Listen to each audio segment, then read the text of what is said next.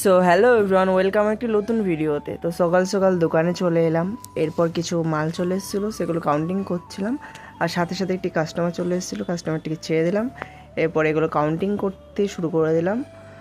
Video ক্লিপটা নেওয়া হয়নি। এই দিকে দেখছি মিনাদির উপরে জাল শুয়ে পড়েছে, আর মিনাদি জালের তলায় মিনাদি হাসি দিচ্ছে। এরপর একটি কাস্টমার চলে এসেছিলো, কাস্টমারকে ফিশিং হোক এবং ফিশিং সুতা দিয়ে দিয়েছিলাম। ওইটা ক্লিপে নেওয়া হয়নি, তো কী কী দিয়েছে সেটাই দেখাচ্ছে। এদিকে বাবা বিল করছে, আর এদিকে আমি মালগুলো তোমাদের দেখিয়ে দিচ্ছি।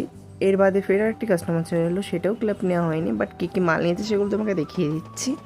এরপর কিছু মাল এসেছিলো ফিশিং হুক ইন্ডিয়ান, যেমন এসেছিলো বেলেশ্বর, বেঙ্গল টাইগার ইপি, তারপরে এসপিটন।